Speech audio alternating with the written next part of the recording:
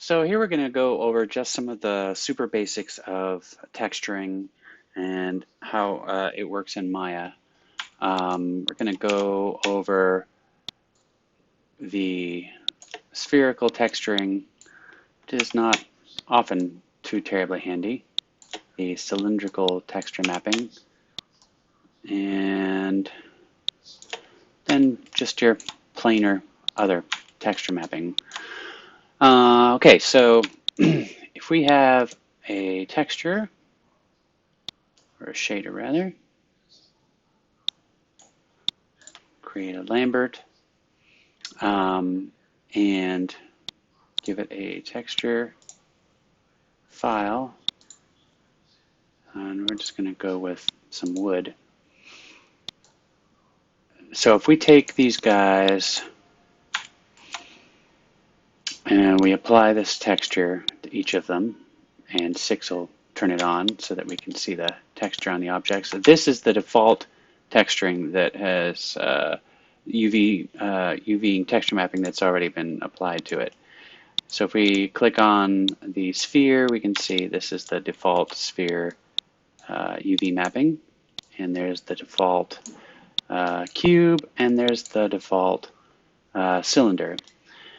So it can be, of course, and most of the time, that you do not want the typical way that it sets up the UVs for you. So you're going to want to apply a UV texture map to it.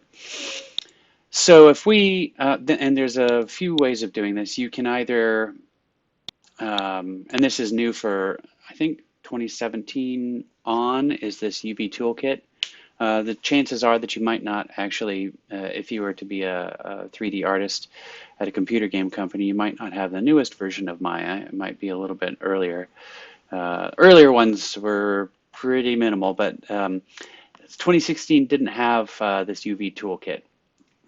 So just to prepare you that if you go somewhere and you're like, where's my UV toolkit? I can't do anything. There's a lot of different places where you can do all the same tools, and Maya has a lot of ways of doing the same thing. So if I just want to apply a planar, I mean a cylindrical texture map to this, I'd go to UV and cylindrical, and it would apply it. And also to show you, these are handles when you apply a UV texture map. These are the handles that will first show up, and if you press like W for move or whatever, it's going to get out of this this setup. If you hold on to this one, you'll see it goes all the way to the back, so that makes the texture itself go fully all around the whole object. And that's weird, it's not showing up there. Oh, there it is. Weird. And then if I pull that out, then you can see it's changing how the texture is applied. Over here, we can make it go up and down if you hold on to this handle. And then this little guy, if I go over here and move it over there, this little tiny thing, this red thing that you might not have seen, you click on that, then you can rotate it around and get some weird stuff that you probably don't really even want. What? That's just crazy talk. So, not particularly useful, but maybe there are some uses for it. Anyway, so that's one way of applying a texture, is through the pop-up menu and the UV over there. Another way of applying the texture map to this cylinder is create and cylindrical, and it'll give you that, which is what we started out with. You can go back and do this. And another way of applying it is through the UV toolkit under create, which is of course the same thing over there. And if we were to move it around, then we apply that, then we have it applied once again. So that the application of these UVs just sets out a basic scenario for how the object's going to be textured. The same thing with a cube. If we go over here, we can choose automatic and we'll get this. And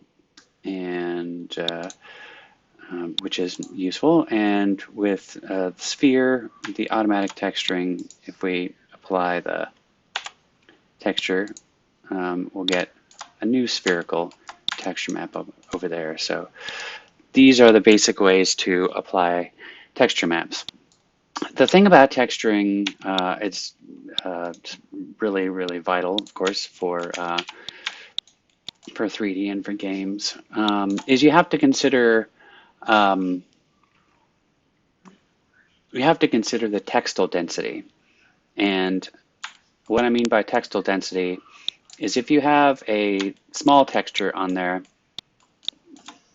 and you blow it up really big, you'll get some things looking a little strange. Now, if I put this on here, this shows you kind of the placement of everything. And I guess so you want to have a relative texture map that's going to give you a good image, something clear. If it's too small, it's going to appear very blurry. And if you don't have any anti-aliasing, which is a little blurring, then you will have a very pixelated image. So these basic texture maps can be modified in the texture map window, like we've done before, grabbing onto UVs, moving them. You can change those guys around. And you can also go onto UV shells. And this is an easy way to move individual elements of the texture. UV shells are ones that are independent. They don't share any UVs with anything else. As soon as you have a shell or a part of a texture, as soon as it's connected to something else, it'll all move together. This is all one UV shell, so all these parts are all moving on their own, or moving together. So things like this cylinder, if we want, so we don't like how it looks on the top, and we just want to retexture that top part. What we can do is we can just select those verts, or rather those faces, and go in there and deselect that with Control.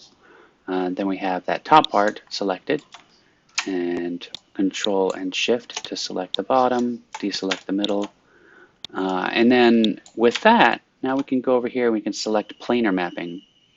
And hopefully it'll do the right direction. Obviously it didn't. Or we can select automatic and it will get the right one. And then we have our textures over there, new ones that were applied. So that's a little bit on how to texture objects. Notice also when I go over to the checkerboard to check for the textile density, if I have these two match up pretty well. If I take these guys here and I increase the size of them, now you'll see that there is a discrepancy in textile density. So you don't really want something like that. You want to have a consistency in textile density. These guys should be obviously bigger, or smaller rather, to fit with the rest of the object, or the other way around. The other one should be, this one should be a different size. So we can change all of those, get them to be similar density, like so. So anytime that you have a texture that you want to make sure that you have similar textile density, just click on this little checkerboard and you'll be able to see what it looks like. Now the other thing too, besides textile density, is warping, and this is also a very good thing for the checkerboard is also very good for determining if there's any warping. If I were to take these guys and move it out like that, you can see something horrible is happening, and that's because these guys shouldn't be where they're at. And you can see this if something is texture mapped poorly. You'll notice that there's some warping. A lot of times warping can occur too in objects that are just uniquely shaped, and you need to adjust the textures um, by doing some other techniques, unfolding, things like that. And we will get into that a little bit later. There's one more that I did want to mention though, and um, this is called, it's camera based. So you can, oh yes, so here's a good example. Say you want to just texture these guys just from where the camera is looking. If I click on camera base for these three faces, you're going to see the shape of that texture right there on that side. So yeah, get to know these guys and see how they work.